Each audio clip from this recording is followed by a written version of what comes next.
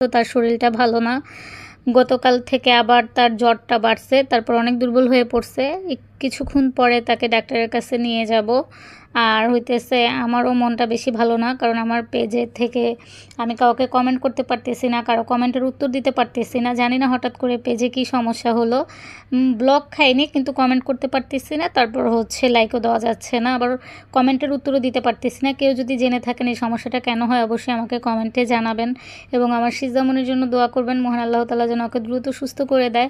এই যে গাছগুলো কিন্তু একদম শুকায় গেছে, মরে যাইতেছে, এগুলোতেও পানি দিতে পারতেছি না। আসলে মন মানসিকতা ভালো না থাকলে কিছুই ভালো লাগে না।